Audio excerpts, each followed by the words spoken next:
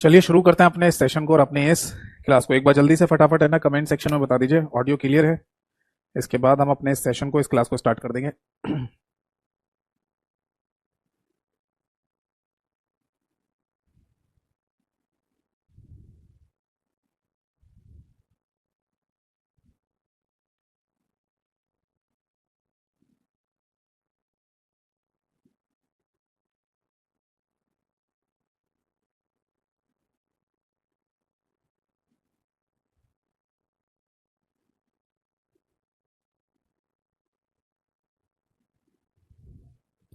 ठीक है जी, ऑडियो एकदम क्लियर है, परफेक्ट है। और शुरू करते हैं अपने इस सेशन को और अपने इस क्लास को। ठीक है, तो जैसा कि ना लास्ट क्लास में जो टॉपिक हमारा चल रहा था एमएस ऑफिस, उसी को आगे कंटिन्यू करने जा रहे हैं। और एमएस ऑफिस में अभी आगे जो भी बचा हुआ पार्ट है उसको हम डिस्कस करेंगे। ठीक है, मतलब एमएस ऑफिस में जो भी आगे का पार्ट है उसे कंप्लीट करेंगे। ठीक है, ठीक। तो जैसा कि ना एमएस ऑफिस में मैं एमएस वर्ड आपको पढ़ा रहा था, तो उसी एमएस वर्ड में अब आगे की चीज़ों को देखेंगे। और कोई भी सिंगल डाउट हो, कुछ भी पूछना हो, आप आराम से पूछते जाइए टॉपिक से रिलेटेड। और टॉपिक से हटके अगर आपको कुछ पूछना है तो क्लास के लास्ट में डिस्कस करेंगे। ठीक है जी, तो चलिए शुरू करते हैं आज के सेशन, आज की क्लास को। सबसे पहले नमस्कार सभी को नमस्कार। आज की डेट डाल देते हैं 10 अक्टूबर 2024, यानी 10 अक्टूबर 2024 आज की तारीख है। हमारा लास्ट क्लास में ना जो टॉपिक या चैप्टर चल रहा था, इसका नाम है एमएस ऑफिस।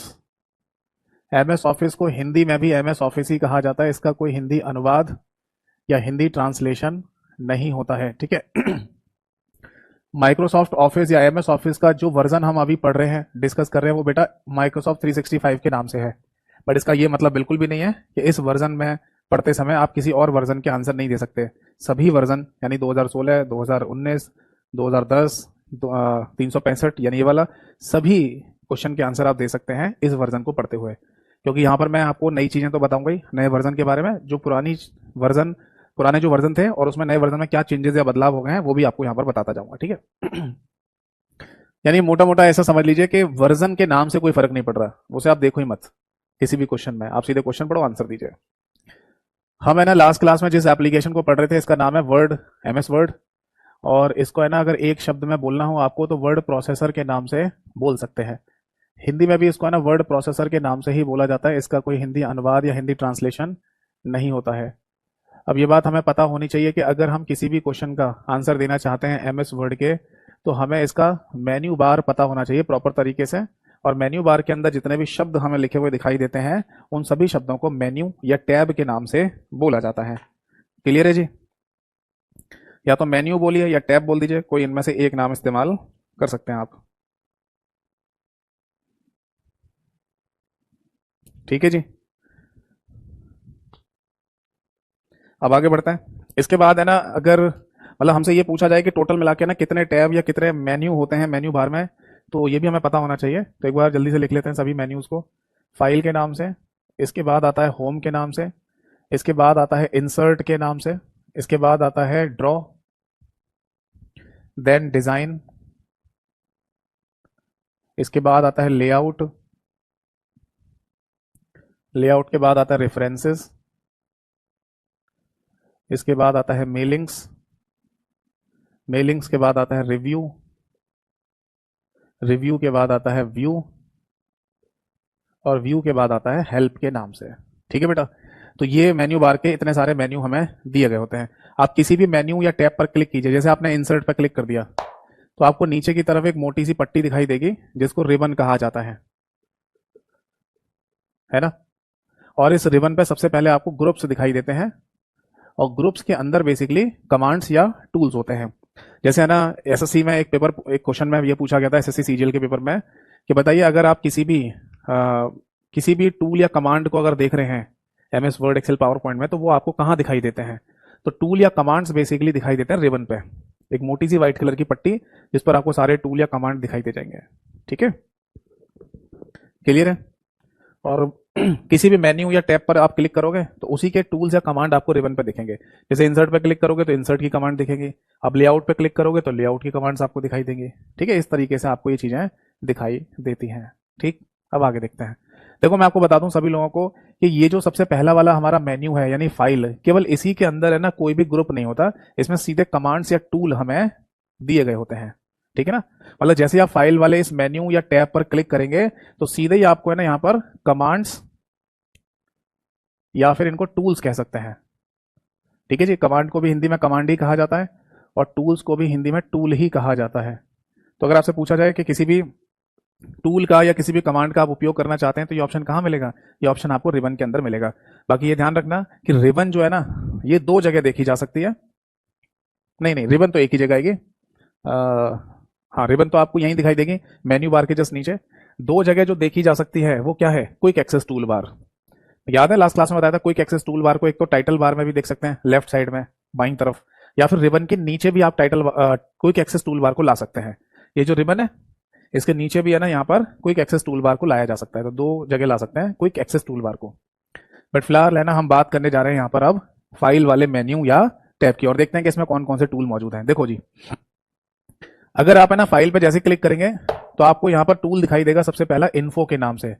ये इन्फो क्या होता है, इन्फो का मतलब होता है information about file, information about file, Hindi में इसे कहा जाएगा फाइल की सूचना। फाइल की सूचना मतलब आपकी जो फाइल है ना एमएस वर्ड की, वो कब बनी थी, उसमें लास्ट मॉडिफिकेशन कब हुआ है, उसमें टोटल नंबर ऑफ पेजेस कितने हैं, कितनी बड़ी फाइल है, साइज क्या है, ये पूरी इंफॉर्मेशन है ना फाइल की आपके सामने आ जाएगी इन्फो वाले ऑप्शन पर या टूल पर क्लिक करने से। सारी इंफॉर्मेशन आपको निकाल के दे दी जाती है। तो अगर आप अपनी फाइल की पूरी इंफॉर्मेशन प्राप्त करना चाहते हैं तो इस टूल पर क्लिक कर सकते हैं। आगे देखिए, फाइल वाले मेन्यू या टैब के अंदर आपको एक और नया टूल मिलेगा जिस पर लिखा आता है न्यू। न्यू का मतलब होता है यहाँ पर न्यू डॉक्यूमेंट, न्यू डॉक्यूमेंट। इसका मीनिंग ये होता है कि अगर आप एमएस वर्ड में कोई नई फाइल बनाना चाहते हैं तो यहां पर क्लिक करके भी आप एक नई फाइल ओपन कर सकते हैं। इसकी अपनी एक शॉर्टकट की भी होती है, दैट इज CTRL+N, यानी कंट्रोल के साथ N दबाएंगे तो इससे भी डायरेक्टली नई एमएस वर्ड की फाइल ओपन हो जाएगी।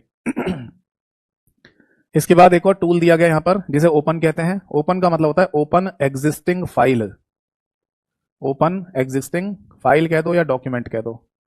इसका मीनिंग होता है पहले से बनी हुई फाइल को या पहले से बने हुए डॉक्यूमेंट को खोलना, बने हुए डॉक्यूमेंट को ओपन करना, को ओपन करना। मुझे ये बताइए क्या ऐसा हो सकता है कि आपके कंप्यूटर में पहले से ही कोई एमएस वर्ड की फाइल बनी हो? हाँ हो सकता है, मान लो आपने पहले से बनाई हो या आप किसी से लेके आए हो किसी फाइल को, तो जो पहले से बनी हुई फाइल है उसी को ही अगर आप ओपन करना चाहते हैं तो भी तो कोई ऑप्शन होना चाहिए आपके पास। जरूर थोड़ी कि हर बार एक नई एमएस वर्ड की फाइल बनाओगे। तो पहले से बनी हुई फाइल को अगर आप ओपन करना चाहते हैं तो इस टूल का इस्तेमाल करेंगे। ध्यान रखिएगा कि इसकी भी अपनी एक शॉर्टकट की होती है, दैट इज Ctrl+O। ये जीरो नहीं है, ओ है, ABCD जो अल्फाबेट होते हैं। तो अगर आप Ctrl+O दबा देंगे तो पहले से बनी हुई फाइल जितनी भी है एमएस वर्ड की, उनके लिए एक विंडो खुल के आएगी आपके सामने, छोटी सी विंडो जिसे डायलॉग बॉक्स कहा जाता है। एक शब्द नोट कर लीजिए साइड में कहीं पर, डायलॉग बॉक्स। ये शब्द भी है ना पूरे MS Word, Excel, PowerPoint में बहुत जगह रिपीट होगा। इसका मतलब होता है स्मॉल विंडो, मतलब एक छोटी विंडो जिसको फुल स्क्रीन पर ना किया जा सके उसे कंप्यूटर में डायलॉग बॉक्स कहा जाता है। इसे आप ऐसे समझ लो जैसे आप किसी फाइल को कंप्यूटर में जब डिलीट करते हैं ना तब भी एक छोटी सी विंडो खुल के आती है स्क्रीन पर, उसमें एक मैसेज लिखा होता है कि do you want to delete this file, क्या आप इस फाइल को डिलीट करना चाहते हैं। नीचे ऑप्शन होता है ओके या कैंसिल। ओके कर देंगे तो फाइल डिलीट हो जाएगी, कैंसिल कर देंगे तो फाइल डिलीट नहीं होगी। तो जो छोटी सी विंडो आती है ना आपके सामने, उसको आप फुल स्क्रीन नहीं कर सकते, यानी कि पूरी स्क्रीन पर बड़ा करके नहीं देख सकते। जितना साइज उसका बना हुआ आया है उतना ही साइज आपको दिखाई देगा बस। ठीक है, तो ऐसी छोटी छोटी विंडो जिनको फुल स्क्रीन ना किया जा सके कंप्यूटर में, उन्हें डायलॉग बॉक्स के नाम से बोल दिया जाता है। ठीक है, जिसमें कोई ना कोई इंफॉर्मेशन या सूचना लिखी होगी। अब आगे देखिए, अगर कभी पूछा जाए कि ओपन डायलॉग बॉक्स को ओपन करने के लिए या ओपन एग्जिस्टिंग डॉक्यूमेंट्स को ओपन करने के लिए शॉर्टकट की क्या है, और अगर Ctrl+O ऑप्शन में नहीं दे रखा हो तो एक शॉर्टकट की और भी हो सकती है, दैट इज Ctrl+Shift+F12। यानी कि आप कंट्रोल दबाइए फिर उसका शिफ्ट दबा दीजिए, उसके बाद फंक्शन की F12 दबा दीजिए, तो भी है ना ओपन डायलॉग बॉक्स आपके सामने ओपन हो जाएगा। ठीक है, तो दोनों में से कोई भी शॉर्टकट की का इस्तेमाल कर सकते हैं। अच्छा एक बात और बता दूं, यहाँ जो शॉर्टकट की हम यूज कर रहे हैं जैसे Ctrl+O या Ctrl+Shift+F12, इसमें जो प्लस का सिंबल है ना, इसका मीनिंग होता है के साथ। प्लस का सिंबल का मतलब है के साथ। ये नहीं है कि आपको कंट्रोल दबाना है फिर प्लस वाला की दबानी है फिर शिफ्ट दबानी है फिर प्लस वाली की दबानी है फिर F12 दबाना है, ऐसा नहीं करना। मतलब यहाँ कहने का मतलब है कंट्रोल दबाइए फिर के साथ शिफ्ट दबाइए, के साथ F12 दबा दीजिए, मतलब 3 की दबानी है आपको। ये इसका बेसिकली मीनिंग है। ठीक है, अब आगे देखो, इसके बाद है ना एक ऑप्शन आपको मिलेगा दैट इज सेव करने का। ये क्या होता है? सेव का मतलब होता है सेव द डॉक्यूमेंट या save the content of document, content of document. ठीक है बेटा, हिंदी में कहा जाएगा दस्तावेज के कंटेंट को सुरक्षित रखने के लिए, सुरक्षित रखने के लिए यानी सेव करने के लिए। समझे या नहीं भाई? सपोज दैट कि आपने ना एमएस वर्ड की फाइल में पिछले 1 घंटे से काम किया, 1 घंटे से आप टाइपिंग किए जा रहे हो, लिखते जा रहे हो, पैराग्राफ लिख रहे हो, सेंटेंस लिख रहे हो, काम कर रहे हो। अब अचानक किसी कारणवश, है ना, आप किसी कारणवश देखते हैं कि वो सब कुछ गायब हो गया, तो आपकी मेहनत लॉस हो जाएगी ना, मतलब बेकार जाएगी, वो सारा कंटेंट लॉस हो जाएगा। तो इसलिए क्या करते हैं लोग बाग, अपने उस फाइल में बीच बीच में कंट्रोल एस दबाते रहते हैं, या फिर इस वाले बटन पर क्लिक कर देंगे। ठीक है, इसकी शॉर्टकट की होती है दैट इज CTRL+S यानी कि कंट्रोल+S। अब अगर आप कंट्रोल+S दबाएंगे तो उससे आपका जो कंटेंट है वो सुरक्षित रहेगा फाइल के अंदर। ठीक है, बट इससे पहले भी फाइल को सेव एज करना पड़ता है। अगला ऑप्शन देखो, सेव एज। ये क्या होता है? सेव एज का मतलब होता है फाइल को नाम और लोकेशन देना। ठीक है, लिख लीजिए, फाइल को नेम एंड लोकेशन देना। भाई सीधी सी बात है, अगर कंप्यूटर में आप कोई भी फाइल बना रहे हैं, चाहे MS Word, Excel, PowerPoint, किसी भी की, है ना, तो उस फाइल को आपको एक नाम देना पड़ेगा और फाइल का लोकेशन भी बताना पड़ेगा कि वो फाइल आपके कंप्यूटर में कहाँ पर रखी जाएगी। तो ये दोनों चीजों को देने को ही है ना इसमें एमएस वर्ड में सेव एज कहा जाता है। ठीक, अब आपने फाइल का नाम दे दिया सपोज दैट ABC और फाइल की लोकेशन बता दी कि कंप्यूटर में D ड्राइव के अंदर और 1 2 3 या XYZ नाम के फोल्डर के अंदर ये फाइल सेव होगी, आपने ये लोकेशन बता दिया। ठीक है, तब उसके बाद आप इस फाइल में काम करना शुरू करिए, क्योंकि फाइल का नाम और लोकेशन पता चल गया, सेव हो गया। अब इसके बाद आप अपनी फाइल में जो भी कुछ लिखेंगे और आपको ऐसा लगता है कि किसी कारणवश ये डाटा डिलीट ना हो जाए, ये कंटेंट चला ना जाए, तब आप इस वाले टूल का इस्तेमाल करेंगे जिसे सेव कहते हैं। तो आप बीच बीच में कंट्रोल एस दबाते रहते हैं ताकि जो भी काम आपने किया है वो सुरक्षित रहे आपका, क्योंकि फाइल का नाम, लोकेशन सब तय है पहले से। बस आप जो भी लिखते जाए कंट्रोल एस दबाते जाओ, तो वो फाइल का कंटेंट उस फाइल में सेव होता जाता है। अब अचानक से सपोज दैट कंप्यूटर बंद हो गया, अचानक पावर फेलियर की वजह से बंद हो गया, तो जो भी आप स्क्रीन पर अभी लिख रहे थे फाइल में, वो सब गायब नहीं होगा, वो सब उस फाइल के अंदर सेव होता जा रहा था। ठीक है, तो ये टूल है यहाँ पर बेसिकली। इसकी भी अपनी एक शॉर्टकट की होती है, केवल फंक्शन की F12, यानी अगर आप कीबोर्ड से फंक्शन की F12 दबा दें तो इससे सेव एज डायलॉग बॉक्स आपके सामने खुल जाएगा, जिसमें आप फाइल का नाम और लोकेशन दे सकते हैं। एक बात और मैं आपसे इन जनरल क्वेश्चन पूछना चाहूंगा कि क्या हम किसी फाइल को नाम और लोकेशन देने के बाद उसी फाइल को कंप्यूटर में किसी दूसरी जगह पर रख सकते हैं, किसी दूसरे नाम और दूसरे लोकेशन पर? एक तो तरीका ये होता है कि आप उस फाइल को कॉपी करके पेस्ट कर दो, किसी फाइल को कॉपी करिए और पेस्ट कर दीजिए। तो उस कंडीशन में क्या होता है, फाइल का नाम जो भी था वही दूसरी जगह पर भी आ जाता है, फाइल की लोकेशन बदल जाती है पर फाइल का नाम वही रहता है कॉपी पेस्ट करने पर। बट अगर आप ये चाहते हैं कि फाइल का नाम भी चेंज करना है आपको, तो भी उस कंडीशन में आप ये वाला टूल इस्तेमाल कर सकते हैं, सेव एज। आपने मान लो D ड्राइव के अंदर किसी फाइल को सेव कर रखा है कंप्यूटर में, ड्राइव्स होती है ना कंप्यूटर में, C, D, E, F, तो ऐसे किसी D ड्राइव के अंदर किसी फाइल को सेव कर रखा है। अब आप चाहते हैं यही फाइल E ड्राइव के अंदर भी किसी दूसरे नाम से वहां पर चली जाए या सेव हो जाए, तो अब आप है ना इसी टूल का इस्तेमाल कर सकते हैं, जिसकी शॉर्टकट की F12 होती है। आप दोबारा से F12 दबा दो या सेव एज पे क्लिक कर दो फाइल के अंदर जाके, तो उससे क्या होगा, फिर से सेव एज डायलॉग बॉक्स खुल जाएगा। अब आप फाइल का नाम बदल सकते हैं और लोकेशन भी बदल सकते हैं। तो जो फाइल पहले से किसी लोकेशन और किसी नाम से है ना, उसे दोबारा से किसी दूसरे लोकेशन और नाम से भी आप सेव एज कर सकते हैं। ये मैं इसलिए बता रहा हूं क्योंकि बीते कुछ समय पहले एक पेपर हुआ जहां ये क्वेश्चन पूछा गया कि क्या हम किसी फाइल को हम दूसरे लोकेशन पर दूसरे नाम से रख सकते हैं, और अगर हाँ तो ये किस टूल की मदद से होता है? तो ऑप्शन में लिखा था सेव एज की मदद से। तो चाहे किसी फाइल का नाम आप पहली बार दे रहे हो, लोकेशन, चाहे आप किसी फाइल को दूसरी बार नाम और लोकेशन दे रहे हो, दोनों को ही सेव एज कहा जाता है। नोट कर लीजिए बेटा, और कोई डाउट है तो पूछिए। ठीक है, बाकी मैंने आपको पहले भी बताया है, ठीक है, कि अगर आप नोट नहीं कर रहे तो चिंता करने की कोई बात नहीं है। ये कंप्लीट क्लास PDF यानी एज इट इज आपको लिखा हुआ मेरा जो टेलीग्राम चैनल है कंप्यूटर बाय यतेंद्र सर के नाम से, वहां पर MS वर्ड की आपको फाइल मिल जाएगी जिसमें एज इट इज ये लिखा हुआ है। आप उस PDF फाइल को डाउनलोड करके उसका प्रिंट आउट निकलवा सकते हैं रिवीजन के लिए, या फिर आप मोबाइल में, टैबलेट में या कंप्यूटर में भी उस फाइल को डाउनलोड करके पढ़ सकते हैं, जैसा आपको सही लगे। और लिख रहे हैं तो अच्छी बात है। बताओ जी, समझ में आ गई बात या नहीं? चलिए अब आगे बढ़ते हैं। इसके बाद है ना हमें यहाँ पर यानी फाइल वाले मेन्यू या टैब के अंदर और भी कुछ टूल्स और कमांड दी हुई हैं, जैसे कि आगे लिखिए, नेक्स्ट आता है प्रिंट कमांड। ये क्या होता है? देखो आप अपने एमएस वर्ड की फाइल का प्रिंट आउट निकाल सकते हैं, हाँ निकाल सकते हैं। तो उसके लिए आपको प्रिंट कमांड का इस्तेमाल करना पड़ेगा, जिसको हम बोल सकते हैं प्रिंट द डॉक्यूमेंट। यानी जो आपकी फाइल है, दस्तावेज है, उसको प्रिंट करने के लिए इसकी अपनी एक शॉर्टकट की भी होती है, दैट इज CTRL+P। यानी कि आप Ctrl+P दबा दो या फिर आप केवल प्रिंट दबा दो, ठीक है।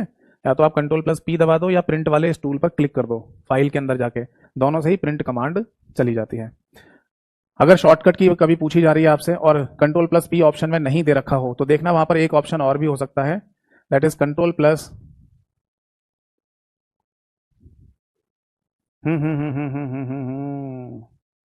एक गड़बड़ी हो गई बेटा, एक छोटा सा चेंज है ना यहाँ पर हमें करना पड़ेगा, बाई मिस्टेक हो गया है। और अच्छी बात है कि अभी ये चीज़ लिखी हुई है, अगर आप मेरे साथ साथ नोट कर रहे हैं तो इसे नोट कर लो, अगर आप मेरे साथ साथ नोट कर रहे हैं तो चेंज कर लीजिए। ये जो मैंने बताया था ना, ओपन डायलॉग बॉक्स की जो विंडो हमारे सामने खुल के आती है, इसकी शॉर्टकट की Ctrl+O और Ctrl प्लस केवल F2 होती है, Ctrl+F2 नहीं, F12। मतलब जो हमने बीच में शिफ्ट लगाया था ना, वो यहाँ नहीं होता, वो प्रिंट कमांड में होता है। माफ कीजिएगा, ह्यूमन एरर हो गई एक, यहाँ लिखिए, ठीक है। चलिए माफ कीजिएगा कि ह्यूमन एरर की वजह से दिमाग कहीं और चला गया होगा, इस वजह से ऐसा हुआ है। तो मैं फिर से समझा दे रहा हूँ, जो ओपन की शॉर्टकट की है ना, Ctrl+O या फिर Ctrl+F12 होती है, और प्रिंट कमांड की जो शॉर्टकट की है वो दो होती हैं, Ctrl+P या फिर Ctrl+Shift+F12, ठीक है, नोट कीजिए। एक बच्चे का कमेंट आया, सर F2 और F12 में क्या अंतर है? दोनों अलग अलग फंक्शन कीज हैं, जैसे कि आपको मैंने बताया था जब आपने कंप्यूटर हार्डवेयर वाला चैप्टर पढ़ा होगा, तो मैंने कीबोर्ड समझाया था, तो उस समय बताया था F1 से लेकर F12 तक टोटल 12 फंक्शन कीज होती हैं एक स्टैंडर्ड कीबोर्ड में, ठीक है, जिसमें हर एक फंक्शन की का अलग अलग मतलब हो सकता है। बट यहां जो हम बात कर रहे हैं, यहां दोनों ही जगह मैंने F12 यानी कि फंक्शन की F12 ही लिखा है। अगर आप ये लिखना चाहते हैं कि F2 नाम की जो फंक्शन की है उसका इस्तेमाल जनरली किस लिए किया जाता है ओवरऑल कंप्यूटर में, पूरे ही कंप्यूटर में, तो आप लिख लीजिए किसी भी फाइल को रीनेम करने के लिए। F2 फंक्शन की का जो इस्तेमाल है ना, वो पूरे ही कंप्यूटर में हर जगह पर रीनेम फाइल के लिए किया जाता है। जैसे मान लो फाइल का नाम ABC है, किसी भी फाइल का नाम, आप उस फाइल का नाम XYZ या 123 करना चाहते हैं, तो आप क्या कर सकते हैं, उस फाइल के आइकन पर क्लिक कीजिए माउस से और F2 दबा दीजिए फंक्शन की, अपने आप ये ना फाइल के नाम नीचे सेलेक्ट होकर आ जाएगा, मतलब ऐसा लगेगा कि आपने सेलेक्ट किया है। फिर आप कीबोर्ड से जो भी नाम चेंज करना चाहे वो चेंज कर दो। तो इतना याद कर लो कि फंक्शन की F12 किसी फाइल के नाम को रीनेम करने के लिए इस्तेमाल में लाई जाती है, ठीक है जी।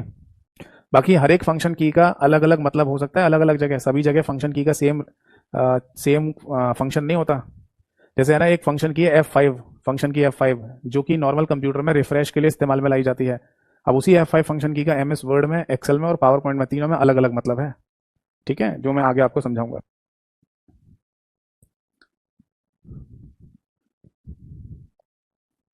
ठीक है भाई, तो यहाँ पर है ना हमें समझ में आ गया कि जो प्रिंट करने की शॉर्टकट की है, प्रिंट कमांड देने की शॉर्टकट की है, वो Ctrl+P या Ctrl+Shift+F12 होती है। अब यहीं पर है ना एक पॉइंट और लिख लीजिए, जिसे हम प्रिंट प्रीव्यू कहते हैं। ये ऑप्शन यहाँ पर दिया नहीं गया होता, बस मैं आपको नॉलेज के लिए लिखवा रहा हूँ। प्रिंट प्रीव्यू ये क्या चीज होती है? देखो कई बार है ना हम प्रिंट कमांड दे देते हैं, और प्रिंट कमांड देने के बाद फिर हमें लगता है कि प्रिंट आउट सही नहीं निकला, गड़बड़ निकल गया, तो हम क्या करेंगे उस समय, हम फिर है ना दोबारा से प्रिंट कमांड देंगे, तो फिर से कागज पर प्रिंट निकलेगा, फिर चेक करेंगे सही निकला नहीं निकला। इस चक्कर में हमारी दो चीजें खराब हो रही होती हैं, एक तो पेपर वेस्ट हो रहा होता है और दूसरा टाइम भी तो खराब हो रहा है। तो बेहतर यही है कि कागज पर प्रिंट निकालने से पहले, यानी कि फाइनल प्रिंट कमांड देने से पहले, आप कंप्यूटर की स्क्रीन पर ही चेक करके देख लो कि आपका प्रिंट सही निकलेगा या नहीं। उसी को प्रिंट प्रीव्यू के नाम से बोल दिया जाता है। और इस प्रिंट प्रीव्यू की जो शॉर्टकट की है वो लिख लीजिए, दैट इज Ctrl+F2। यानी अगर आप कीबोर्ड से कंट्रोल के साथ F2 दबा देंगे तो आपके सामने प्रिंट प्रीव्यू खुल के आ जाएगा। और प्रिंट प्रीव्यू क्या होता है? कागज पर प्रिंट निकालने से पहले मॉनिटर स्क्रीन पर ही देख लेना कि प्रिंट कैसा निकल कर आएगा। बताइए बात समझ में आ गया नहीं? ठीक है, अब इसके बाद आगे बढ़ेंगे तो हमें एक और टूल यहां मिलेगा फाइल के अंदर, जिसे बोलते हैं एक्सपोर्ट। एक्सपोर्ट ये क्या होता है जी? देखो एक्सपोर्ट का सिंपल सा मतलब है कि आप अपनी MS वर्ड की फाइल को PDF फाइल में चेंज कर सकते हो। हाँ कर सकते हैं, ऐसे ढेर सारे सॉफ्टवेयर होते हैं जिनके थ्रू हम MS वर्ड की फाइल को PDF फाइल में चेंज कर सकते हैं। तो क्या MS वर्ड के अंदर ही ऐसा कोई टूल या कोई ऐसा ऑप्शन नहीं दे रखा है? उसी को एक्सपोर्ट कहते हैं। तो हम यहाँ क्या कर सकते हैं, MS वर्ड फाइल को PDF फाइल में कन्वर्ट करने के लिए, कन्वर्ट करना, समझ में आ गया? सपोज दैट आपको है ना अपनी एमएस वर्ड की फाइल को एक पीडीएफ फाइल बनाकर किसी को भेजना है, किसी को देनी है आपको पीडीएफ फाइल, तो आप इसी टूल के थ्रू वर्ड की फाइल को पीडीएफ फाइल में कन्वर्ट कर सकते हैं। इसके बाद है ना यहाँ पर एक और टूल दिया गया है और इसे कहते हैं ट्रांसफॉर्म। ठीक है, बीते कुछ समय पहले एक पेपर हुआ था जहां पर यह क्वेश्चन पूछा गया एग्जाम में, ट्रांसफॉर्म वाला क्या होता है समझाता हूं। देखो, ट्रांसफॉर्म नाम का ये जो टूल है ना, इसके थ्रू होता क्या है, आपकी एमएस वर्ड की फाइल को एक वेब पेज फाइल में कन्वर्ट कर दिया जाता है। पहले लिख लो, एमएस वर्ड फाइल को वेब पेज में कन्वर्ट करना, ये किसके थ्रू होगा, ये ट्रांसफॉर्म नाम के टूल के थ्रू होता है। देखो होता क्या बेसिकली कि जब आप एमएस वर्ड में फाइल बनाते हैं, है ना, तो ये फाइल आपकी किस एप्लीकेशन के थ्रू बन रही है, ऑब्वियस है एमएस वर्ड की फाइल है तो एमएस वर्ड एप्लीकेशन के थ्रू ही बन रही है।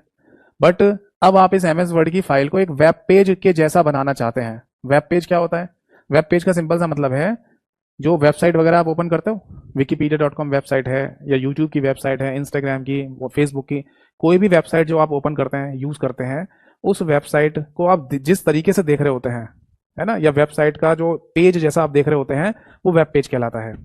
ठीक है, या फिर ऐसा भी कह सकते हैं जो वेबसाइट आप ओपन करने जा रहे हैं वो बेसिकली कलेक्शन होता है ढेर सारे वेब पेजेस का। बहुत सारे वेब पेजेस हैं, उनको कलेक्ट कर दिया है, आपस में इंटरलिंक कर दिया है, तो वेबसाइट बन जाती है।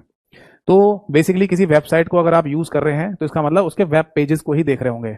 ठीक है, तो अगर आप एमएस वर्ड की फाइल को एक वेब पेज में कन्वर्ट करके देखना चाहते हैं, अब आप बोलेंगे सर क्यों, क्योंकि बात है ना कि वेब पेज को देखना, यूज करना as compare to MS Word की फाइल के आसान होता है, ईजी होता है। अगर हम किसी वेबसाइट वेब पेज को एक्सेस करते हैं ना, ऊपर नीचे करके देखते हैं, तो वो ज्यादा आसान होता है एमएस वर्ड की फाइल को देखने की तुलना में। ठीक है, तो कई बार क्या किया जाता है कि एमएस वर्ड की फाइल को वेब पेज में कन्वर्ट कर लेते हैं। अब ये कन्वर्जन वाला जो काम है ना, वो इस वाले टूल से हो जाता है। आपको बस इस पर क्लिक करना है और ओके करना है, आपकी फाइल वेब पेज में बन जाएगी। बट इस बीच में ना यहाँ पर एक एप्लीकेशन है एमएस वे नाम की एप्लीकेशन, ये काम कर रही होती है इनबिल्ट, ये बीच में काम कर रही होती है। मतलब एमएस वर्ड की फाइल अगर एक वेब पेज में कन्वर्ट हुई है तो उसके पीछे भी एक एप्लीकेशन काम कर रही है, जो हमें ना तो दिखती है और ना ही हमें उस पर किसी पे क्लिक करना है। हमें तो बस इस वाले बटन पे क्लिक करना होता है और ये काम हो जाता है, यानी यहां से ये काम बन जाता है। बट बीच में जो एप्लीकेशन काम कर रही है उसे एमएस वे कहा जाता है। समझ में आ गई बात। तो इसी तरीके का एक क्वेश्चन पेपर में पूछा गया कि बताओ अगर एमएस वर्ड की फाइल को एक वेब पेज में कन्वर्ट करना हो तो कौन सी एप्लीकेशन के थ्रू ये काम होता है, तो आंसर है एमएस वे। आपको याद है मैंने जब इस टॉपिक को स्टार्ट किया था तो आपको एमएस वर्ड की एमएस ऑफिस की जितनी भी एप्लीकेशन है उन सभी के नाम दिखाए थे, है ना, और मैंने बोला था कि एमएस ऑफिस के अंदर वर्ड, एक्सेल, पावर पॉइंट ये तीन ही एप्लीकेशन नहीं होती, और भी ढेर सारी एप्लीकेशन है। तो उन सभी एप्लीकेशन में एक नाम ये भी था। ठीक है, नोट कर लीजिए, ये भी नोट कर लेना। इसके बाद है ना एक और आपको यहाँ टूल मिल जाएगा और वो है क्लोज के नाम से। ये क्या होता है जी, इसे बोलते हैं close the file, close the file यानी कि फाइल को बंद करना। सपोज दैट कि एमएस वर्ड की कोई फाइल आपने ओपन की हुई थी जिसमें आपने काम कर लिया, अब आप उसको बंद करना चाहते हैं, तो फाइल वाले इस टैब के अंदर जाकर और आप इस क्लोज वाले बटन पर क्लिक कर दो, फाइल बंद हो जाएगी। इसकी अपनी एक शॉर्टकट की भी होती है, दैट इज CTRL यानी कि control plus W is the right answer. Control plus W दबा दीजिए तो आपकी फाइल बंद हो जाएगी। ठीक, पहले तो इसे नोट करो। अब मैं आपको एक और इंपॉर्टेंट बात यहां पर बताने जा रहा हूं, ध्यान से सुनना। एक वेरी इंपॉर्टेंट बात है जिसमें अक्सर लोग है ना कंफ्यूज रहते हैं, वो कंफ्यूजन दूर हो जाएगा। जब आपसे पूछा जाए ना कि एमएस वर्ड फाइल को बंद करना है और जब आपसे पूछा जाए कि एमएस वर्ड एप्लीकेशन को बंद करना है, तो क्या इन दोनों की शॉर्टकट की अलग अलग होती है, तो आंसर है जी हाँ, अलग अलग होती है। और दोनों को बंद करने का ऑप्शन भी अलग अलग है। जैसे ये साइड में कहीं पर नोट करके लिखना, साइड में नोट करके लिखो कि जब ये कहा जाए आपसे कि क्लोज द एप्लीकेशन यानी कि एप्लीकेशन को बंद करिए, तो इसकी शॉर्टकट की क्या है, तो आंसर है ऑल्ट प्लस F4।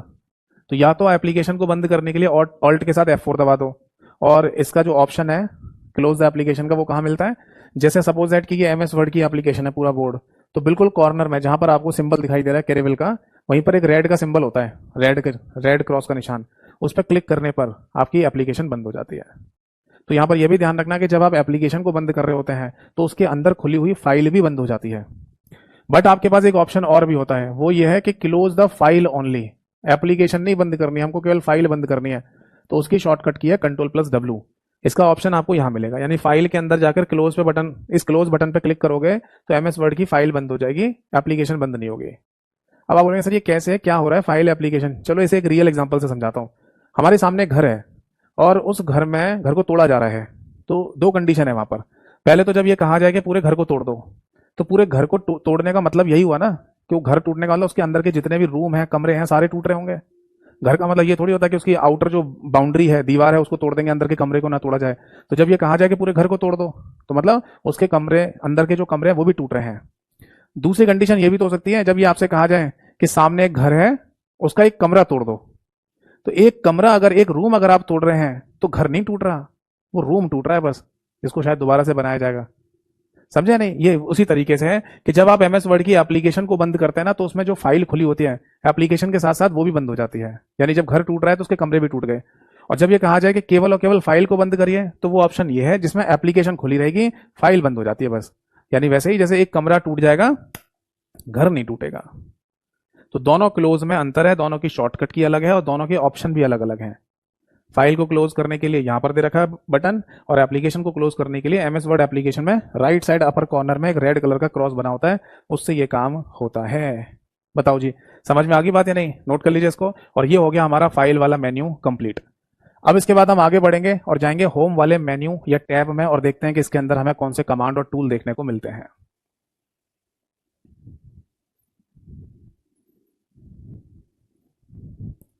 देखा आपने, सारा का सारा खेल पूरे एमएस ऑफिस में, यानी कि MS Word, Excel, PowerPoint में इसी चीज का है कि आपको जितने भी कमांड्स या टूल दे रखी हैं उनकी जानकारी है नहीं।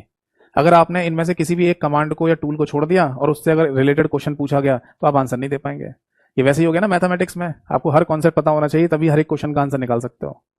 आपने किसी भी चैप्टर का एक कॉन्सेप्ट छोड़ दिया और उससे रिलेटेड क्वेश्चन आया, तो आप आंसर नहीं निकाल पाएंगे। तो इसीलिए ना ये टॉपिक थोड़ा सा बड़ा भी हो जाता है, इसमें हर एक टूल कमांड के बारे में जानकारी लेना जरूरी है। ठीक है जी। तो आगे देखो, होम वाले मेन्यू पे जैसे ही आप क्लिक करोगे, फाइल पे गए थे, उसके बाद होम पे जाओगे। वैसे मैं आपको बता दूं कि जब आप एमएस वर्ड एप्लीकेशन को ओपन करते हैं ना, तो होम वाला मेन्यू ही सबसे पहले आपको एक्टिवेट होता हुआ दिखाई देता है। एक्टिवेट होने का मतलब यह है कि जो रिबन पर जितने भी टूल या कमांड आपको दिखते हैं, वो सबसे पहले होम वाले ही दिखते हैं। तो हम ऐसा बोल सकते हैं कि होम वाला मेन्यू या टैब ही सबसे पहले एक्टिव होकर आता है। फिर आप किसी भी मेन्यू या टैब पर क्लिक करना चाहें और उस पर जाना चाहें तो जा सकते हो। तो होम वाले मेन्यू पर जैसे आप जाओगे या इसे देखेंगे, तो यहां पर आप ग्रुप्स आपको दिखना शुरू हो जाएंगे। मतलब आपको क्या होगा, एक ऐसे ग्रुप बना हुआ है कुछ कमांड्स और टूल्स का, ठीक है। ऐसे एक ग्रुप और बना होगा, यहां पर भी कुछ कमांड्स होंगी। फिर ऐसे एक और ग्रुप बना होगा, यहां पर कुछ कमांड्स हैं। फिर एक और ग्रुप बना होगा, यहां पर भी कुछ कमांड्स हैं। इस तरीके से ग्रुप्स बने होते हैं, जैसे ग्रुप 1, ये ग्रुप 2, ये ग्रुप 3 और ये ग्रुप 4। जब मैं लास्ट में आपको इसका प्रैक्टिकल करके दिखाऊंगा, तब आपको वहां पर ये चीजें दिखाई दे जाएंगी, है ना, कि अलग अलग ग्रुप बने होते हैं। अब इन ग्रुप के अपने अपने नाम भी होते हैं। जैसे मान लो यहाँ पहला वाला जो ग्रुप है उसका नाम है क्लिप बोर्ड। तो इस क्लिप बोर्ड वाले ग्रुप के अंदर ढेर सारी कमांड दे रखी होंगी और इनके बारे में आपको जानकारी होनी चाहिए आपको। ठीक है, चलो अब आगे एक एक करके देखते हैं, ध्यान से देखते जाओ और कोई डाउट है तो पूछते जाइए। जैसे हम होम के अंदर जाएंगे तो हमें सबसे पहला ही है ना एक ग्रुप दिखाई देता है जिस पर लिखा मिलेगा क्लिप बोर्ड। ठीक है जी। अब वैसे तो क्लिप बोर्ड नाम का जो ये ग्रुप है, इसी नाम से एक टूल भी होता है क्लिप बोर्ड नाम का, ठीक है। बट इसके अंदर और भी कई सारी टूल दे रखे हैं, कमांड दे रखे हैं, तो सभी के बारे में चर्चा करते हैं। देखो जी, सबसे पहली बात ये होती है कि अगर आप कभी भी किसी कंटेंट को कॉपी कर लो या फिर कट कर लीजिए। कट या कॉपी तो समझते हैं ना। जैसे कोई मान लो कोई लाइन है, यानी कोई सेंटेंस है एमएस वर्ड की फाइल में, और उसको आपने कॉपी कर लिया, फिर दूसरी जगह क्या करना पड़ेगा, पेस्ट करना पड़ेगा आपको। तो जब आप कॉपी करते हैं और दूसरी जगह पेस्ट करते हैं, तो दोनों जगह हमें वो कंटेंट दिखाई देता है। बट जब आप कट पेस्ट करते हैं, तो कट करने के बाद पहली जगह से जहां से वो कट किया आपने, वो गायब हो जाएगा, और जहां पर आप पेस्ट करेंगे वहां पर दिखना शुरू हो जाता है ना। जैसे मान लो किसी पैराग्राफ की एक लाइन को आपने कट कर लिया, तो यहां से गायब हो जाएगी, और जहां भी पेस्ट करेंगे वहां दिख जाएगी। कॉपी पेस्ट में दोनों जगह दिखाई देती है। ठीक। तो अब क्वेश्चन ये पूछा जाता है कि आप किसी भी कंटेंट को, जिसको जनरली आइटम भी कह सकते हैं एमएस वर्ड में, समझ में आ रहा है, आइटम शब्द इस्तेमाल करते हैं बेसिकली, बाकी मैं कंटेंट शब्द बोल रहा हूँ, कंटेंट भी कह सकते हैं। तो इसे आप ऐसे समझ लो कि अगर है ना, आपने जैसे मान लो कोई अक्षर है एमएस वर्ड की फाइल में, कोई लेटर या कोई वर्ड हो गया, पूरा शब्द, या कोई सेंटेंस हो गया, या पूरा का पूरा कोई पैराग्राफ हो गया, या पूरा का पूरा डॉक्यूमेंट ही आपने कॉपी कर लिया या कट कर लिया, तो चाहे आप एक बार में जो भी करें, चाहे किसी शब्द को, किसी सेंटेंस को, किसी पैराग्राफ को या पूरे डॉक्यूमेंट को कट या कॉपी करें, वो एक ही आइटम कहलाता है। ऐसा नहीं है कि एक लाइन पूरी कॉपी या कट करेंगे तभी वो एक आइटम कहलाएगी। यहाँ पर आप एक शब्द को कट या कॉपी कर लो, वो भी एक आइटम है। और मान लो एमएस वर्ड की फाइल में जितना सब कुछ भी आपने लिखा है, उस पूरे को आप कट या कॉपी कर लो, तो वो भी एक ही आइटम कहलाएगा। तो क्वेश्चन ये आता है कि अगर आप कट या कॉपी करें और उसके बाद पेस्ट करें तो बीच में वो आइटम कहां पर रखे गए होते हैं, वो आइटम कहां पर रखे गए होते हैं। तो इसका सही आंसर है बेटा क्लिपबोर्ड पर। ये क्लिपबोर्ड नाम के स्पेस पर वो आइटम है ना, आपको दिखाई दे भी सकते हैं। या सबसे पहले तो ये समझ लो कि कट या कॉपी करने के बाद पेस्ट करने से पहले जितने भी आइटम्स हैं जो भी आपने कट कॉपी किए हैं वो सब कहां रखे होंगे, क्लिपबोर्ड पर। अब अगला क्वेश्चन ये आता है कि ये जो आइटम्स हैं ये क्लिपबोर्ड पर मैक्सिमम कितने हो सकते हैं। तो इसके दो आंसर हैं बेटा, एक पहला आंसर है 1 आइटम और दूसरा आंसर है 24 आइटम्स। क्या मतलब है इसका? एक्चुअली होता क्या था कि MS वर्ड 97 वाला जो वर्जन था, आपको सारे वर्जन के बारे में बताया था ना क्लास के शुरुआत में, तो MS वर्ड 97 वाले वर्जन तक क्या होता था कि क्लिप बोर्ड पर केवल एक ही आइटम को रखने की परमिशन थी, एक ही आइटम रख सकते थे केवल। सपोज दैट कि आपने ना कुछ भी कॉपी कर लिया या आपने कुछ भी कट कर लिया, फिर आप इसे क्या करेंगे, पेस्ट कर देंगे, ठीक। फिर नेक्स्ट टाइम आपने कुछ भी कॉपी किया या कट किया, उसको क्या करेंगे, उसको भी पेस्ट कर देंगे। तो पहला वाला कट या कॉपी गायब हो जाता था क्लिपबोर्ड से। अब सपोज दैट कि आपने फिर से है ना तीसरा कोई भी टेक्स्ट को कट किया या कॉपी किया आपने, फिर इसको भी पेस्ट कर देंगे, तो इससे पहले वाले कट या कॉपी गायब हो जाएंगे आपके।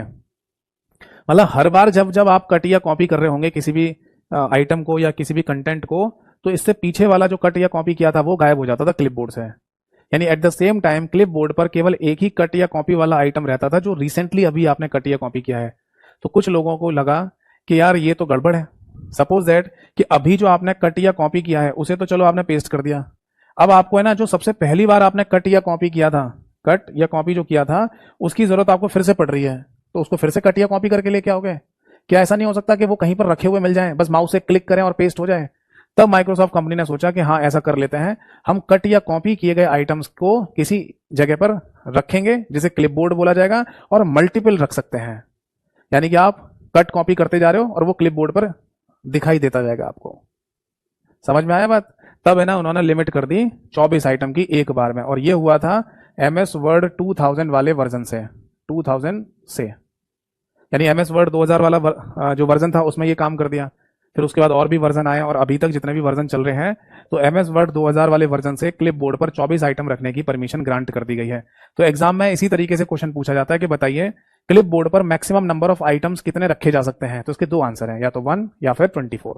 कभी भी दोनों ऑप्शन में नहीं दिए जाएंगे, या तो 1 के लिए पूछा जाएगा या 24 के लिए पूछा जाएगा। अगर कभी ऐसा होता है कि दोनों ऑप्शन में आ जाएं तो फिर या तो वर्जन लिख के देंगे, ऐसे लिख के देंगे कि बताओ MS वर्ड 2000 वाले में, या MS वर्ड मान लो 2010 में, या MS वर्ड 2019 में बताओ क्लिप बोर्ड पर कितने आइटम रखे जा सकते हैं। तो ये तो हमें पता है ना कि MS वर्ड 2000 वाले वर्जन से आगे जितने भी वर्जन है सभी में 24 आइटम रखे जा सकते हैं। तो 24 पे टिक कर दें, 1 पे टिक नहीं करना। या फिर लिख के देगा कि बताओ MS वर्ड 97 वाले वर्जन तक क्लिप बोर्ड पर कितने आइटम रखे जा सकते थे, तो फिर 1 आंसर होगा। 1 और 24 दोनों ऑप्शन में दे रखे हो तो क्वेश्चन को स्पेसिफिक बनाना पड़ेगा, ठीक है जी। और अगर कोई वर्जन का नाम कुछ भी नहीं दे रखा, बस ये पूछ रहा है कि बताओ क्लिपबोर्ड पर मैक्सिमम नंबर ऑफ आइटम कितने आ सकते हैं, और 1 और 24 दोनों ऑप्शन में दे रखा हो, तो फिर हमारा सही आंसर होगा एक ऑप्शन और ढूंढना, वहां पर लिखा होगा बोथ A एंड B, यानी कि 1 भी और 24 दोनों ही आंसर सही है। अब समझ में आया? ठीक है, नोट कर लीजिए इसको, कोई डाउट हो तो पूछिए। एक बच्चे ने लिखा है ड्रॉप कैप क्या होता है। ड्रॉप कैप मैं बताऊंगा आगे आगे, जैसे जैसे हम बढ़ते जाएंगे ड्रॉप कैप वगैरह भी आ जाएगा। बीच में ना डाउट क्लास जैसा नहीं रखेंगे इसको, मतलब कोई टूल अगर मैं आपको यहाँ पर लेआउट में बताऊंगा या इंसर्ट में बताऊंगा तो सीक्वेंस में बताऊंगा, ऐसे नहीं करेंगे मिक्सअप करके पढ़ जाए तो फिर टॉपिक खराब हो जाएगा। एक एक करके आगे बढ़ेंगे। और क्या पूछा एक बच्चे ने, अगर सर पहले कट कर दें और फिर पेस्ट करें तो वो चीज कट करी वो चीज आ जाएगी। अगर सर पहले कट कर दें और फिर पेस्ट करें तो वो चीज कट करी वो चीज आ जाएगी। एक तो सही लिखा करो आप, इंग्लिश सही लिखा करो, है ना। जहां तक मैं आपकी बात पढ़ पा रहा हूं, शायद आप ये कहना चाह रहे हैं कि सपोज दैट कि कोई हेलो नाम का शब्द लिखा हुआ था MS वर्ड की फाइल में, ठीक है। कई सारे शब्द लिख देता हूं, हाय नाम का शब्द लिख देता हूं, बाय नाम का शब्द लिख देता हूं, है ना, यतेंद्र लिख देता हूं, कई सारे शब्द लिखे हुए हैं MS वर्ड की फाइल में। अब आपने या तो इसे कट कर लिया या कॉपी कर लिया। ये मान लीजिए क्लिपबोर्ड नाम का स्पेस है, ये क्लिपबोर्ड नाम का एक स्पेस है, ठीक है। तो जैसे ही आप कट या कॉपी करोगे ना तो ये हेलो यहां पर आ जाएगा, क्लिपबोर्ड पर लिखा हुआ है। अब इसे कट या कॉपी करने के बाद जहां भी आपको इसे पेस्ट करना हो आप कर दीजिए। अब सपोज दैट कि आपने इस हाय नाम के शब्द को कट कर लिया या कॉपी कर लिया, जैसे ही इसे कट या कॉपी करेंगे तो ये हेलो नीचे चला जाता है और हाय ऊपर आ जाएगा, ऐसे आ जाता है अब क्लिपबोर्ड पर। और फिर इसे जहां भी इसे पेस्ट करना है वहां पर पेस्ट मार दो इसको। फिर आपने बाय नाम के शब्द को कट किया या कॉपी किया, तो ये दोनों जो है ना ये नीचे मूव कर जाएंगे, यानी कि हेलो और नीचे चला जाएगा, हाई नीचे आ जाएगा, और अब यहाँ पर क्लिपबोर्ड पर बाय आ जाता है। फिर आप इसे जहां कहीं भी पेस्ट करना चाहें वहां पेस्ट कर दो इसको। इसी तरीके से ये वाला शब्द भी आ जाएगा। यानी जितने भी शब्दों को, शब्द कह दो या किसी भी सेंटेंस को या किसी भी पैराग्राफ को आप कट या कॉपी जो कर रहे होते हैं ना, वो क्लिपबोर्ड पर ऐसे लाइन में लगता जा रहा होता है। यानी अभी आपने सबसे पहला शब्द हेलो को कट या कॉपी किया था तो वो ये रहा, उसके बाद हाई को किया था वो ये रहा, और ऐसी बाय को किया था तो वो ये रहा। तो ऐसी लिस्ट बनती जाएगी। तो ये 1 नीचे चला जाएगा और ऊपर से नए वाले आते जाएंगे। तो ऐसे मैक्सिमम कितने आइटम क्लिपबोर्ड पर आ सकते हैं? 24 आ सकते हैं, 24 रखे जा सकते हैं। अब आप बोलेंगे सर क्लिपबोर्ड पर 24 आइटम आ गए ये वाले कट या कॉपी वाले। अब नेक्स्ट क्या होगा? अगर हम किसी 25वें आइटम को कट या कॉपी कर लें तो फिर ये नीचे वाला अपने आप गायब हो जाता है। ये गायब हो जाएगा। जो हाई है ना उसकी नंबरिंग 1 हो जाएगी, बाय की नंबरिंग 2 हो जाएगी, फिर से 24 हो जाएंगे। यानी कि जो नीचे जा रहे हैं ना कट या कॉपी वाले आइटम, वो नीचे लिस्ट में से ऑटो डिलीट होते जाते हैं। समझ में आया? यानी क्लिपबोर्ड एक ऑटो डिलीट प्रॉपर्टी पे भी काम करता है। नए ऊपर से आते जाएंगे, पुराने नीचे से निकलते जाएंगे। ठीक है। अब आपको इनकी जरूरत जब भी पड़े आप यूज कर लो। जैसे सपोज दैट कि आपको है ना जैसे यहां लिखा हुआ था पहले हाय हेलो, मैं फिर से लिख देता हूं वैसे, है ना। सपोज दैट कि अभी आपने बाय शब्द को पेस्ट किया है, ठीक है। अब आपको लगा यार मैंने थोड़ी देर पहले हेलो शब्द को कट या कॉपी किया था, क्या मुझे उसे फिर से कट या कॉपी करके लाना पड़ेगा? नहीं, बस क्लिपबोर्ड में जाओ, वहां पर है ना हेलो लिखा हुआ मिल रहा होगा आपको, इस पर क्लिक कर दो बस। तो जहां पर भी फाइल में आपका कर्सर होगा वहां पर हेलो शब्द फिर से पेस्ट हो जाएगा। अब देखो आप बोलेंगे सर ये तो छोटी छोटी सी बातें हैं, हेलो शब्द को कॉपी करना है, कट करना है, या खुद से नहीं कर सकते, इतना कॉम्प्लिकेशन क्यों लेके आ रहे हो? एक्चुअली यहां पर आपको चीजें सिंपल लग रही हैं। जब हम है ना यही काम थोड़े मल्टीपल वे में करते हैं, जैसे सपोज दैट कि मैंने एक बार में अलग अलग जगह से शब्दों को एक बार में कॉपी किया है, मतलब एक शब्द यहां पर रखा हुआ था उसको कॉपी किया मैंने, फिर एक शब्द यहां था इसे कॉपी किया। आप बोलेंगे सर ये कैसे हो जाएगा दूर दूर का कॉपी? तो हमें कंट्रोल वाली की को दबाना पड़ता है। अगर हम मल्टीपल कोई भी चीज सेलेक्ट करते हैं ना कंप्यूटर में, तो कंट्रोल वाली की को दबा लेते हैं। एक से ज्यादा चीजें जब सेलेक्ट करनी हो तो मैं कंट्रोल वाली की को दबाकर जो जो टेक्स्ट को सेलेक्ट करूंगा अलग अलग जगह से, वो एक बार में एक ही कॉपी कहलाएगा या एक बार में एक ही कट कहलाएगा वो। तो ये कॉम्प्लिकेशंस होते हैं, ये कठिन होता है काम कि फिर से कंट्रोल दबाओगे फिर सेलेक्ट करोगे, तो इतना हेडेक कौन लेगा? क्या ये चीज हमें दोबारा नहीं मिल सकती है? तो वो मिल जाएगी, क्लिपबोर्ड पर रखा हुआ मिल जाएगा वो आपको। समझे या नहीं? तो सिंपल सी बात एक बार मैं दोबारा से दोहरा देता हूं, और इसे डिटेल में समझना है और सुनना है, क्योंकि इनसे पेपर में क्वेश्चन आते हैं और आधे से ज्यादा बच्चे इन क्वेश्चन को आंसर दे ही नहीं पाते। कॉन्सेप्ट ही क्लियर नहीं है, केवल प्रैक्टिकल चीजें कई सारे लोग समझा देते हैं कि देखो यहाँ कट का ऑप्शन है, यहाँ पेस्ट का ऑप्शन है, हो गया काम। अब उन्हें ये चीज पता ही नहीं है, जब इन पर क्वेश्चन पूछते हैं तो एग्जाम में आंसर दे ही नहीं पाते हैं। तो ये बात ध्यान रखना कि अगर आपने कुछ आइटम्स को पहले कट या कॉपी किया है, उनको बाद में भी यूज किया जा सकता है। क्यों? क्योंकि वो आइटम आपके क्लिपबोर्ड पर रखे हुए होते हैं। और ऐसे मैक्सिमम कितने रखे जा सकते हैं? 24 रखे जा सकते हैं। अब बताओ ये बात समझ में आई या नहीं? अगर समझ में आई तो अच्छी बात है, मैं आगे बढ़ूं, नहीं तो फिर दोबारा रिवाइज कराऊं। एक बच्चे ने लिखा सर कट कॉपी पेस्ट क्या होता है? आप क्लास में अभी देर से आए होंगे, अभी तो समझाया था। कौन है ये? विशाल। अरे भाई जैसे हेलो शब्द है, इस हेलो शब्द को आपने कॉपी कर लिया, तो जब आप कॉपी कमांड से इस हेलो शब्द को कॉपी करते हैं और फिर किसी दूसरी जगह पर आप इसे ले जाना चाहें तो इसे बोलते हैं पेस्ट करना। ये कहलाता है पेस्ट और ये कहलाता है कॉपी। तो जो भी कंटेंट है आपका, जरूरी नहीं कोई शब्द ही हो, पूरा का पूरा सेंटेंस हो सकता है, पैराग्राफ हो सकता है, कुछ भी हो, जो आप एक बार में कट या कॉपी करें, या कॉपी करें कह दो पहले, तो आपने जैसे इसे कॉपी कर लिया तो आप दूसरी जगह पर इसे पेस्ट करना चाहेंगे, तो उस कंडीशन में दोनों जगह पर ये चीज आपको दिखती है। अब ऐसा हो सकता है कि आप है ना इस हेलो शब्द लिखा हुआ है आपकी एमएस वर्ड की फाइल में, इसे यहां से कट करना चाहते हैं और किसी दूसरी जगह पर पेस्ट करना चाहते हैं, किसी दूसरी जगह पर पेस्ट करना चाहते हैं, तो कट करने के बाद ये यहां से गायब हो जाएगी, ये दिखना बंद हो जाएगी, और जहां भी पेस्ट करोगे वहां दिख जाएगी। ये होता है कट पेस्ट, ये होता है कॉपी पेस्ट। वैसे एक बात और है, या तो कट पेस्ट कह दो या कह दो मूव कराना। यानी किसी भी आइटम को अगर आप एक जगह से मूव करा रहे हैं तो उसको कट पेस्ट भी कहा जा सकता है। जैसे आप रियल लाइफ के एग्जांपल में इस बात को ऐसे समझ लो, जैसे आप किसी घर में रहते थे, अब आप उस घर को छोड़कर है ना किसी दूसरे घर में जा रहे हो, शिफ्ट हो रहे हो आप, तो आपका कट पेस्ट हो रहा है। आप पहले वाले घर में से कट हो रहे हो, यानी वहां से गायब हो जाओगे सामान लेके, और दूसरे घर में जाके रहने लग जाओगे, तो आप पेस्ट हो गए वहां जाके, यानी मूव करके। और अगर कॉपी पेस्ट की बात होगी तो इसका मतलब यह है कि आप किसी घर में रह रहे हो तो किसी ने आपका हम शक्ल बना लिया, क्लोन बना लिया है, और आप ही के जैसा पूरा घर का सामान लेके दूसरी जगह पे चला गया है, तो यह है कॉपी पेस्ट। पहली वाली जगह पर भी आप ही हो और दूसरी वाली जगह पर भी आप ही पहुंचा दिए गए हो, एक क्लोन बनाकर। बताओ जी समझ में आ गई बात या नहीं? ये कट कॉपी पेस्ट किया ना, ये तो डायरेक्टली टूल आपको यहां पर मिल ही जाएंगे, अदरवाइज इनकी शॉर्टकट की भी होती है, ये भी लिखना चाहें तो लिख लो। कॉपी की शॉर्टकट की होती है that is CTRL plus C। Cut करने की शॉर्टकट की होती है that is CTRL plus X। और पेस्ट करने की शॉर्टकट की होती है बेटा दैट इज CTRL प्लस यानी कंट्रोल प्लस पेस्ट है ना V। ठीक, बट ये ध्यान रखिए कि कॉपी और पेस्ट करने की एक एक शॉर्टकट की और भी होती है, वो यहां लिख लो। अगर आपसे कहा जाए कि कॉपी करने की शॉर्टकट की बताओ और ऑप्शन में कंट्रोल प्लस C ना दे रखा हो तो फिर ऑप्शन में नोट कर लीजिए कंट्रोल प्लस इंसर्ट, ये वाली भी की दबाकर भी आप कॉपी कर सकते हैं। अब आप बोलेंगे सर कंट्रोल वाली की तो होती है कीबोर्ड पर, इंसर्ट वाली की कहाँ होती है? तो आप कंप्यूटर हार्डवेयर वाली क्लास में जाओ, मैंने वहां पर आपको कीबोर्ड प्रॉपर तरीके से समझाया था, वहां पर इंसर्ट वाली की भी समझाई हुई है, कीबोर्ड पर ही होती है। और अगर आपसे ये कहा जाए कि पेस्ट करने की शॉर्टकट की बताइए तो इसकी कंट्रोल प्लस V होती है, या फिर अगर आप शिफ्ट वाली की के साथ इंसर्ट वाली की दबा दें तो इससे भी पेस्ट हो जाता है। नोट कर लीजिए, कोई डाउट है तो पूछिए।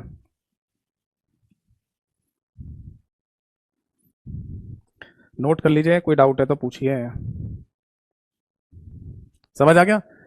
तो एक तो ये नोट कर लेना, एक ये पॉइंट नोट कर लो कि कट या कॉपी करने के बाद आपसे पूछा जाए कि पेस्ट किया जाने वाला आइटम पहले या बीच में कहां पर स्टोर होता है, तो आंसर है क्लिपबोर्ड पर। और कितने आइटम रखे जा सकते हैं? दो ऑप्शन है, 1 और 24 दोनों।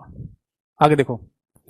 अच्छा, क्या क्लिपबोर्ड वाला जो स्पेस है वो हम देख सकते हैं कि हमारे क्लिपबोर्ड पर कितने आइटम रखे हुए हैं अभी अभी? हाँ, एक्चुअली आप होम वाले मेन्यू में जब जाओगे ना अंदर, तो आपको सबसे पहला ही जो ग्रुप मिलता है ना क्लिपबोर्ड, उसी ग्रुप में एक छोटा सा बटन बना होता है ऐसे करके, और उस बटन पर ना जैसे आप क्लिक करोगे तो आपकी MS वर्ड एप्लीकेशन में लेफ्ट हैंड साइड पर यहां ऐसे खुल के आ जाता है क्लिपबोर्ड।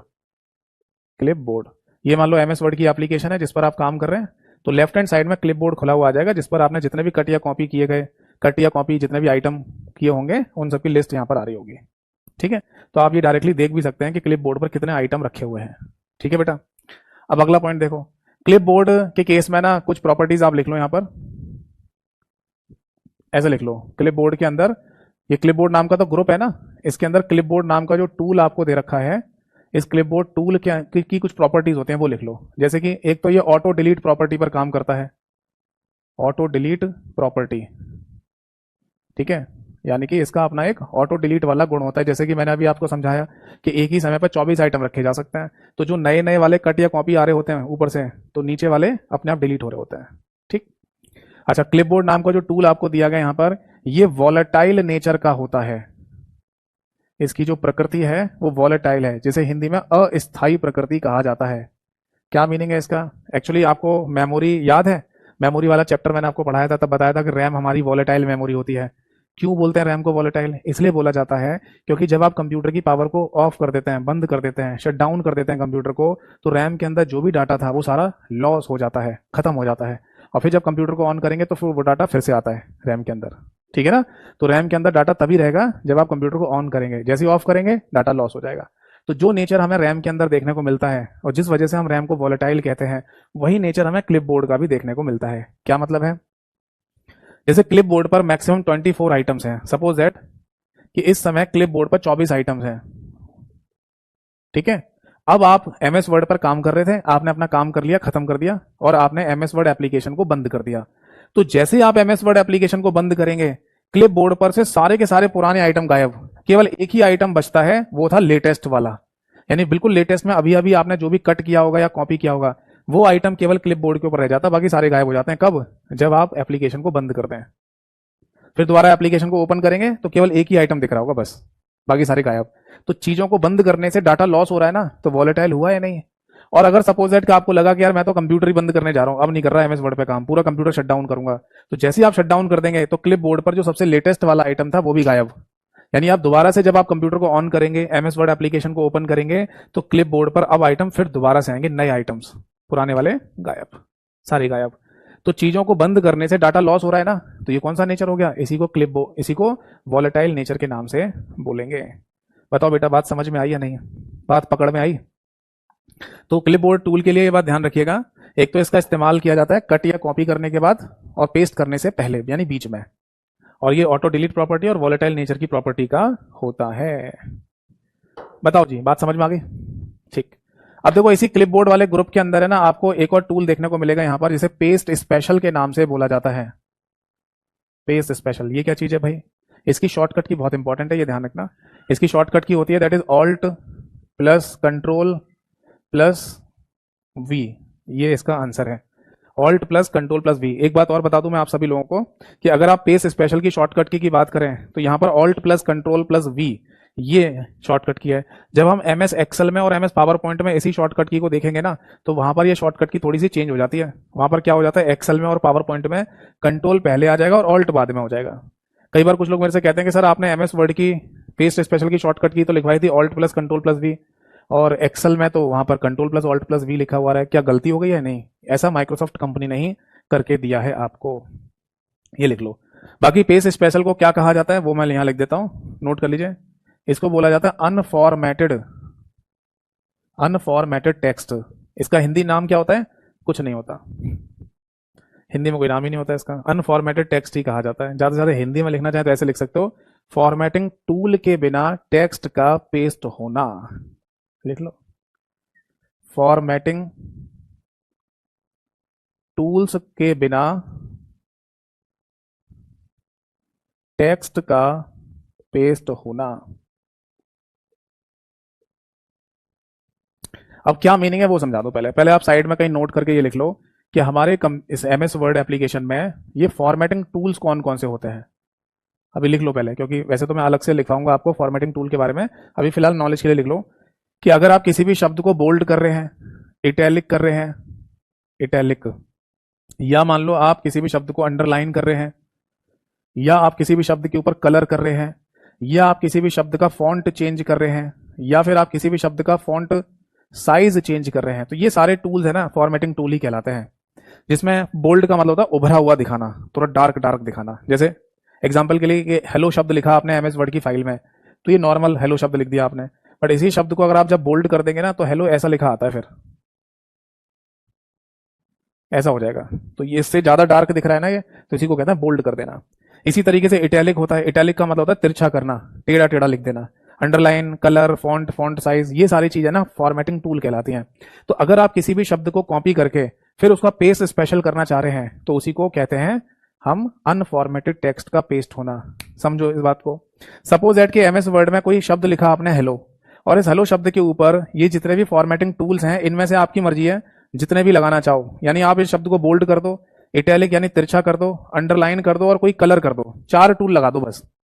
जैसे बाय डिफॉल्ट केस में यानी कि स्वतः ही एमएस वर्ड में जो टाइपिंग चल रही होती है वो ब्लैक कलर से लिखी हुई आती है, यानी हेलो शब्द ब्लैक कलर से लिखा हुआ आएगा, बट आप चाहें तो इसका कलर भी चेंज कर सकते हो। आपको हेलो शब्द का कलर रेड कलर करना है तो ये भी कर सकते हैं, ठीक है। तो सपोज दैट के इस हेलो नाम के शब्द के ऊपर 4 फॉर्मेटिंग टूल लगे हुए हैं, बोल्ड, इटैलिक, अंडरलाइन और कलर। अब अगर आप इसे मान लीजिए कॉपी करते हैं या कट करते हैं, जो आपका मन हो वो कर लीजिए, कट कर लो या कॉपी कर लो। और अगर आप इसे नॉर्मली पेस्ट कर दोगे ना तो दूसरी जगह पे भी जो हेलो नाम का शब्द ये कट या कॉपी होके जाएगा, इस हेलो नाम के शब्द के ऊपर भी यही सारे फॉर्मेटिंग टूल आ जाएंगे, बोल्ड, इटैलिक, अंडरलाइन और कलर, कट या कॉपी करने पर। बट हमें ये चीज नहीं चाहिए, हमें ये फॉर्मेटिंग टूल नहीं चाहिए जब हम पेस्ट करें, ये बोल्ड, इटैलिक, अंडरलाइन, कलर ये कुछ ना दिखाई दे, बस केवल नॉर्मली हेलो शब्द हमारा कट या कॉपी होके आ जाए, पेस्ट होके आ जाए। जब हम इसे कट या कॉपी करें और नॉर्मली पेस्ट होके नॉर्मल हेलो नाम का शब्द लिखा हुआ आ जाए, ये सारे फॉर्मेटिंग टूल गायब हो जाएं, तो इसी को कहते हैं फॉर्मेटिंग टूल के बिना टेक्स्ट का पेस्ट होना, पेस्ट स्पेशल नाम का टूल, ठीक है। इसमें इंपॉर्टेंट होता है ये शॉर्टकट की है, ये कई बार एग्जाम्स में रिपीट हुई है कि बताओ एमएस वर्ड में पेस्ट स्पेशल की शॉर्टकट की क्या होती है। Answer is alt plus control plus V is the right answer. Note कीजिए, कोई डाउट है तो पूछिए।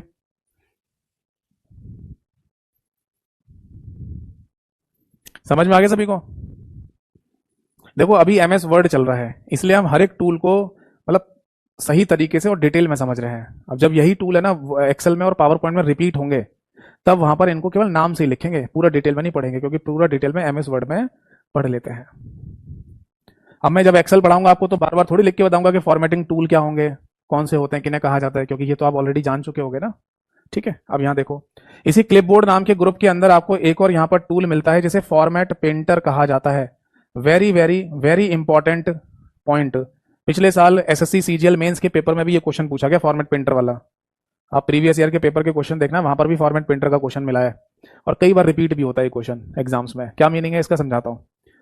सपोज दैट कि एमएस वर्ड की फाइल में हेलो नाम का कोई शब्द आपने टाइप किया है ना, अब आपने क्या किया, इस हेलो नाम के शब्द पर फॉर्मेटिंग टूल लगा दिया, जैसे इसे बोल्ड कर दिया, इसे इटैलिक कर दिया, इसे अंडरलाइन कर दिया, इसे कलर कर दिया, 4 टूल लगा दिए, और भी लगा सकते हैं बट मैं 4 ही ले रहा हूं बस, ठीक है।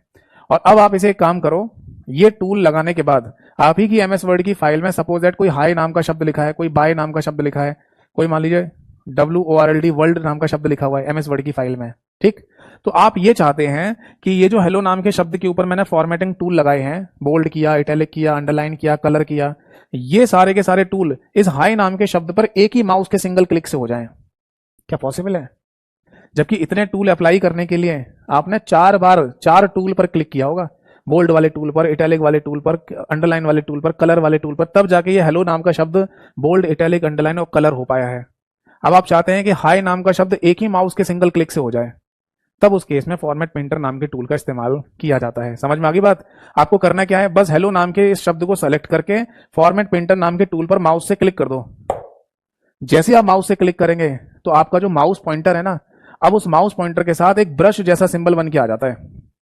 जैसे ये आपका माउस पॉइंटर है, इसके साथ है ना ऐसे नीचे ऐसा आ जाएगा ब्रश जैसा, ब्रश नहीं होता दीवार में पेंट करने वाला, ऐसा ब्रश जैसा सिंबल बन के आ जाता है माउस पॉइंटर के साथ। जैसे नॉर्मली माउस पॉइंटर आपका एरो के निशान जैसा होता है, तो यहां ऐसे बन के आ जाएगा ऐसा। इससे पता चलता है कि फॉर्मेट पेंटर नाम का टूल एक्टिवेट हो चुका है। फिर आपको करना क्या है, बस इस हेलो नाम के शब्द पे माउस से एक सिंगल क्लिक कर दो, अपने आप इस शब्द के ऊपर बोल्ड हो जाएगा, ये इटैलिक हो जाएगा, अंडरलाइन हो जाएगा, कलर हो जाएगा। चारों के चारों फॉर्मेटिंग टूल एक ही बार में इसके ऊपर अप्लाई हो जाते हैं। इसे कहते हैं फॉर्मेट पेंटर नाम का टूल। बताओ जी, बात समझ में आ गई या नहीं? तो हम यहां पर लिखना चाहें तो लिख भी सकते हैं इस बात को कि किसी शब्द के फॉर्मेटिंग टूल को है ना कॉपी करके किसी दूसरे शब्द पर पेस्ट करना, ये कहलाता है फॉर्मेट पेंटर नाम का टूल। भाई सीधी सी बात है, हम यहां पर शब्द को कॉपी पेस्ट नहीं कर रहे, हम उसके फॉर्मेटिंग टूल को इनको कॉपी करके इस पर पेस्ट कर रहे हैं। यही तो मतलब निकला कि फॉर्मेटिंग टूल को कॉपी करके हाई नाम के शब्द पे पेस्ट कर दो, ठीक है ना। तो फॉर्मेट पेंटर में भी कॉपी पेस्ट शब्द का इस्तेमाल किया जाता है। जबकि मीनिंग आप ऐसे निकाल सकते हो या लिख सकते हो कि किसी भी शब्द के फॉर्मेटिंग टूल को किसी दूसरे शब्द पर माउस के एक सिंगल क्लिक से अप्लाई करने के लिए फॉर्मेट पेंटर नाम के टूल का इस्तेमाल किया जाता है। ठीक, अब आगे सुनिए। एक पेपर में क्वेश्चन ये पूछा गया कि ये फॉर्मेट पेंटर नाम का टूल मल्टीपल शब्दों पर काम कर सकता है। मतलब जैसे मैंने हाई नाम के शब्द पे क्लिक किया और ये सारे टूल अप्लाई हो गए, ये बाय नाम के शब्द पे भी आ सकते हैं, वर्ल्ड शब्द पे भी आ सकते हैं। हाँ, क्या करना पड़ेगा, इसी फॉर्मेट पेंटर नाम के टूल पर माउस से डबल क्लिक करना पड़ता है 2 बार। मतलब आप इस हेलो नाम के शब्द पर इसको सेलेक्ट कर लो और फिर बोल्ड, इटैलिक, अंडरलाइन ये जो टूल इसके ऊपर अप्लाई हुए हैं, अप्लाई किए गए हैं, और इसको सेलेक्ट कर लो। और सेलेक्ट करने के बाद फॉर्मेट पेंटर पर 2 बार क्लिक करना माउस से, तो ये फॉर्मेट पेंटर टूल अब मल्टीपल टाइम काम करेगा। आप बाय शब्द पे क्लिक करोगे तो ये भी है ना बोल्ड, इटैलिक, अंडरलाइन, कलर हो जाएगा। फिर वर्ल्ड नाम के शब्द पे क्लिक करोगे तो ये भी बोल्ड, इटैलिक, अंडरलाइन और कलर हो जाएगा। चाहे जितने शब्दों पर आप click click click click click click click click करते चले जाओ बस माउस से, वो सारे शब्द bold, italic, underline, colour, bold, italic, underline, colour होते चले जाएंगे। तो ये एक है ना टूल दे दिया है जिसमें आप किसी भी शब्द के फॉर्मेट कर सकते हैं। ठीक है जी, बताओ बात समझ में आई या नहीं? कोई डाउट है तो पूछो। एक बच्चे ने लिखा है सर ये फॉर्मेट पेंटर क्लिपबोर्ड के अंदर ही होता है। हाँ, क्लिपबोर्ड वाले ग्रुप के अंदर, ग्रुप का नाम क्लिपबोर्ड है, उसके अंदर ही कई सारे टूल हैं। जैसे क्लिपबोर्ड नाम के ग्रुप के अंदर क्लिपबोर्ड नाम का टूल दे रखा है, पेस्ट स्पेशल टूल दे रखा है, फॉर्मेट पेंटर नाम का टूल दे रखा है। ठीक है, यानी अगर पेपर में ये भी क्वेश्चन पूछ लिया जाए कि बताओ फॉर्मेट पेंटर नाम का जो टूल है ये बेसिकली कहां दिया गया होता है, तो उसको इसका सही आंसर होगा होम वाले मेन्यू या टैब के अंदर, क्लिपबोर्ड वाले ग्रुप के अंदर। आप बोलेंगे सर ऐसे भी पूछते हैं? हाँ हाँ, ऐसे भी पूछते हैं, ग्रुप तक पूछ लेते हैं पेपर में कि बताओ ये वाला टूल कौन से ग्रुप के अंदर लिखा हुआ है। अभी बीते कुछ समय पहले एक पेपर हुआ था जहां पूछा वाटर मार्क नाम का टूल कहां दिया गया होता है। वाटर मार्क, आप एमएस वर्ड की फाइल में वाटर मार्क लगा सकते हैं। हाँ, समझाऊंगा आगे, अगर किसी को नहीं पता तो बोल दिया कहां होता है बताओ, तो इसके अंदर होता है डिजाइन के अंदर, वहां दे रखा है। ग्रुप पूछ लेंगे बताओ कौन से ग्रुप के अंदर है, कौन से मेन्यू के अंदर, कौन से टैब के अंदर है। यानी जो एग्जाम में क्वेश्चन लिखने वाला व्यक्ति है उसके हाथ में पूरे राइट है कि वो आपको किसी भी तरीके से क्वेश्चन पूछेगा, बस आपको पूरा पता होना चाहिए। पता है, आंसर कर दो, आगे बढ़ो। बताओ जी समझ में आ गई बात या नहीं? तो अब यहां पर है ना शॉर्टकट की और लिख लो फॉर्मेट पेंटर के। फॉर्मेट पेंटर के केस में 2 शॉर्टकट की यहां पर इस्तेमाल में लाई जाती हैं। एक तो लिख लो control plus shift plus C, और दूसरी लिख लो control plus shift plus V. यानी कि जब आप किसी शब्द के ऊपर से फॉर्मेटिंग टूल को कॉपी करते हैं तो आप चाहें तो माउस का इस्तेमाल करके कर सकते हो, नहीं तो ये शॉर्टकट की इस्तेमाल कर लो। फिर किसी दूसरे शब्द पर अगर आप फॉर्मेट पेंटर टूल अप्लाई करते हैं तो चाहे तो माउस से क्लिक कर दो, चाहे ये शॉर्टकट की इस्तेमाल कर लो control plus shift plus V, तो इससे भी फॉर्मेटिंग टूल दूसरे शब्द पर अप्लाई हो जाते हैं। समझ में आ गया? अब देखो यहां पेस्ट स्पेशल के केस में मैंने क्या लिखा, फॉर्मेटिंग टूल के बिना टेक्स्ट का पेस्ट होना। यहां क्या लिखा जाएगा, फॉर्मेटिंग टूल को किसी दूसरे शब्द पर अप्लाई करना या पेस्ट करना। लगभग लगभग सेम जैसा ही है बट थोड़ा सा अंतर है। फॉर्मेटिंग टूल्स को दूसरे शब्द पर पेस्ट करना, ये क्या कहलाता है, इसी को फॉर्मेट पेंटर के नाम से बोलते हैं। और ये नोट कर लेना, इस बात को दिमाग में रख लेना कि अगर आप फॉर्मेट पेंटर टूल को मल्टीपल टाइम्स यूज करना चाहते हैं तो फॉर्मेट पेंटर पर डबल क्लिक करना पड़ता है। लिख लो चाहो तो, लिख ली डबल क्लिक, ऐसे लिख लो, double click on format painter, double click on format painter. इससे क्या होगा, मल्टीपल टाइम्स काम करता है, मल्टीपल टाइम्स काम करता है। ठीक है जी, नोट कर लीजिए, कोई डाउट है तो पूछ लीजिए। तो ये हो गया भाई आपका क्लिपबोर्ड वाला ग्रुप पूरा। इसके अंदर जितनी पॉसिबिलिटी थी, जितने भी टूल थे, कमांड थे, वो सारे मैंने आपको समझा दिए। अब आगे बढ़ेंगे, नोट कर लिया सभी ने। चलो जी, क्लिपबोर्ड वाले ग्रुप के अंदर अब मतलब क्लिपबोर्ड वाले ग्रुप के अंदर जितनी भी चीजें थी वो तो मैंने सब लिखवा दी, आपको समझा दी। पेपर में इसी तरीके से लिखा हुआ क्वेश्चन आएगा, आपको पढ़ के आंसर करना है। इसके बाद है ना, होम वाले ग्रुप के अंदर एक दूसरा आपको यहाँ पर ग्रुप दिखाई देगा जिस पर लिखा आता है बेटा फॉन्ट। ठीक है जी, और इस फॉन्ट नाम के ग्रुप के अंदर सबसे पहला ही टूल आपको फॉन्ट के नाम से दे रखा है।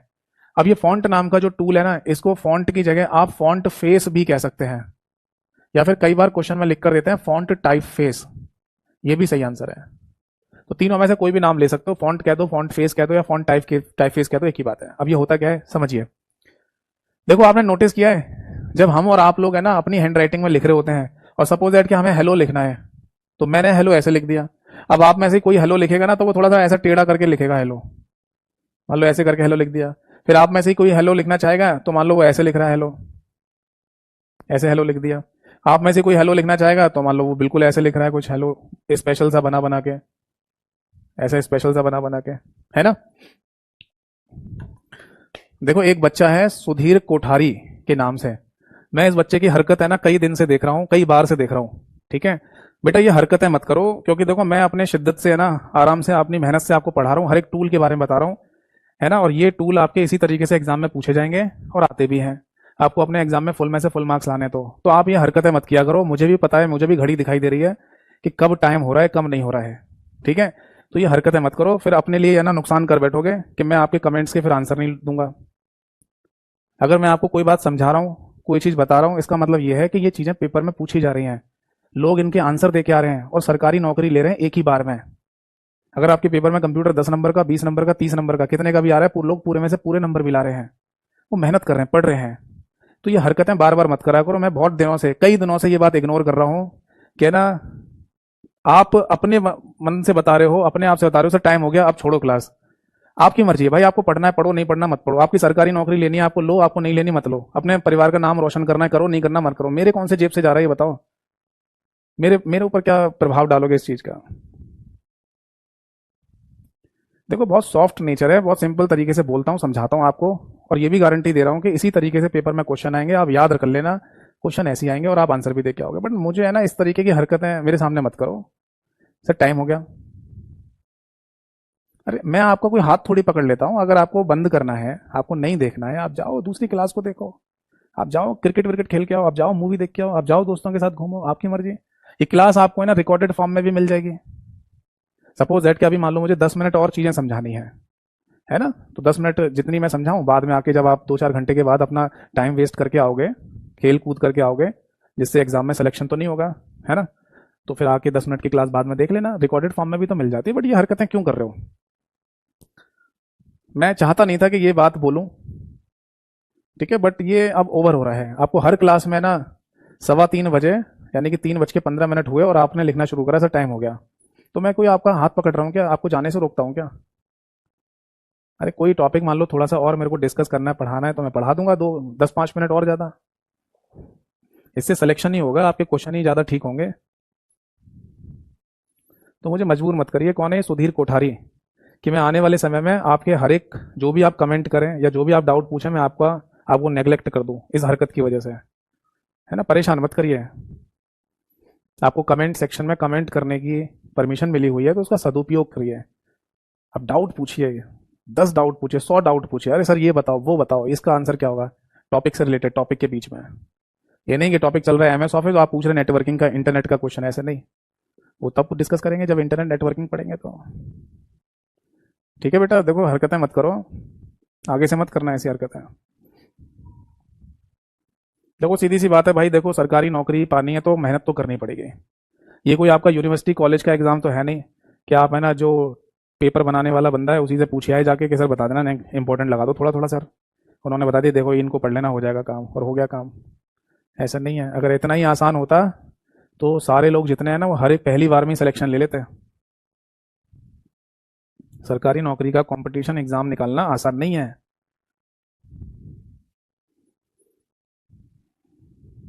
ठीक है, चलो इसे मैं पूरा कर देता हूँ, इसके बाद फिर आज की क्लास खत्म करेंगे। तो आगे से ध्यान रखना कौन है, सुधीर कोठारी। ठीक है, और ऐसा नहीं है कि मैं आपके कमेंट का आंसर नहीं दूंगा, जो भी पूछना है पूछ लेना। ठीक है, बट ये चीज मत करा करो।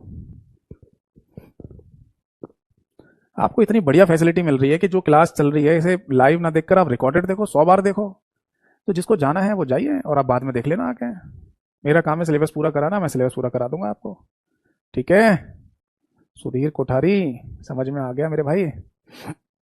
चलो इसे और पूरा कर देते हैं फिर खत्म करते हैं। तो मैं ये कह रहा था कि हम और आप जैसे लोग जब भी लिखते हैं ना तो हम सबकी राइटिंग तो सेम नहीं होती है, हम थोड़ा स्टाइल बना के भी लिख देते हैं कई बार। तो मैं मान लो नॉर्मल लिख रहा हूँ, कोई ऐसे लिख रहा है, कोई ऐसे लिख रहा है, हेलो शब्द कोई। तो बेसिकली इसी तरीके के फॉर्मेट को एमएस वर्ड में फॉन्ट कहा जाता है। यानी अगर आपको ऐसे टाइपिंग करनी है तो ऐसे कर लो, ये वाला फॉन्ट चूज कर लो, ऐसे करना है तो ये कर लो, ये करना है ये, जो आपका मन करे उस फॉन्ट का इस्तेमाल आप कर लीजिए।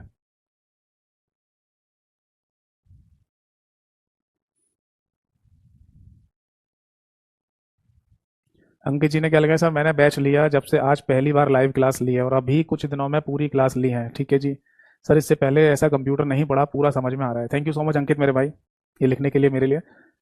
देखो मैं यही तो बता रहा हूँ, आप आराम से सुनिए, पढ़िए, हर चीज एक एक करके डिटेल में समझाऊंगा। क्वेश्चन आया तो जाना नहीं चाहिए सामने से, कंफ्यूजन भी नहीं रहना चाहिए। अगर ये ऑप्शन है कि ये ऑप्शन है, करेक्ट आंसर होना देना है आपको। तो उसके लिए थोड़ा समझ यार, जितना मैं अफोर्ड कर रहा हूँ वो थोड़े अपने भी लगा लो और देखना हम क्वेश्चन ठीक करके ही आएंगे। चलो तो मैं ये कह रहा था कि इसी को बेसिकली यहाँ पर फॉन्ट के नाम से बोला जाता है। और फॉन्ट में 3 बातें ध्यान रखनी है जो एग्जाम में पूछ सकते हैं। देखो एमएस वर्ड 2003 वाले वर्जन तक, यानी कि टिल 2003 वाले वर्जन तक क्या था मेरे भाई, कि बाय डिफॉल्ट यानी स्वतः ही, मैंने आपको ये भी बताया ना कि बाय डिफॉल्ट शब्द है ना, ये MS Word Excel PowerPoint तीनों में बहुत बार यूज होगा, जिसका मतलब होता है स्वतः ही, यानी कि कोई भी चीज जो अपने आप से आ रही है उसे स्वतः ही कहा जाता है, बाय डिफॉल्ट कहते हैं।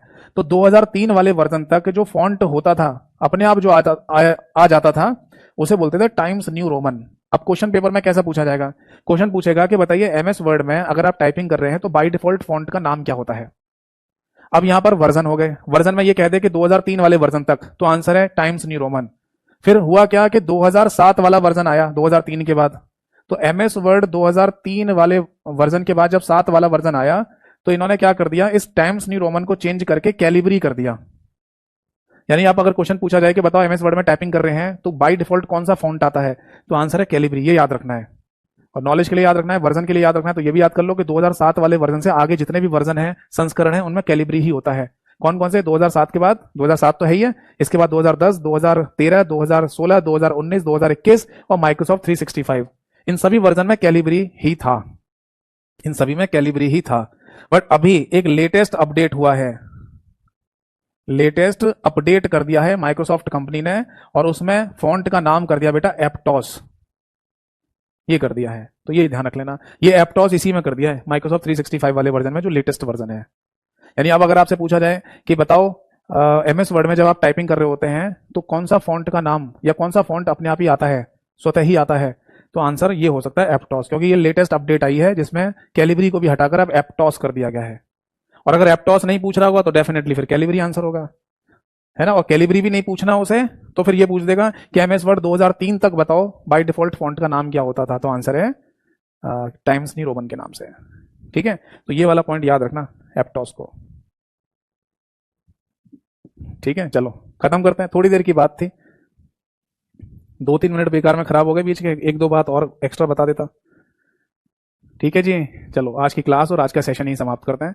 बाकी देखो जाते जाते यही बोलूंगा जो मैं हमेशा बोलता हूँ आपसे कि थ्योरी तो पढ़नी पढ़नी है, सुननी है, एमसीक्यू प्रैक्टिस भी करते रहिए। एमसीक्यू प्रैक्टिस मेरे यूट्यूब चैनल से और टेलीग्राम चैनल से पीडीएफ फाइल के फॉर्म में भी आप कर सकते हैं। ठीक है जी। कोई डाउट हो तो व्हाट्सएप पर भी पूछ सकते हो। व्हाट्सएप नंबर आपको बताइए 8448832987। ठीक। बट पेशेंस रखिएगा जब आप मैसेज करें मुझे। मैं जैसे ही फ्री होऊंगा मैं आपका रिप्लाई जरूर करूंगा। ठीक है भाई। अगली क्लास में मिलेंगे, तब तक के लिए नमस्कार सभी को। विशाल जी का एक कमेंट और पढ़ लेते। सर आपका नेचर बहुत अच्छा है, आप बहुत अच्छा पढ़ाते हैं। थैंक यू सो मच विशाल मेरे भाई। अगली क्लास में मिलेंगे, तब तक के लिए नमस्कार सभी को। जय हिंद।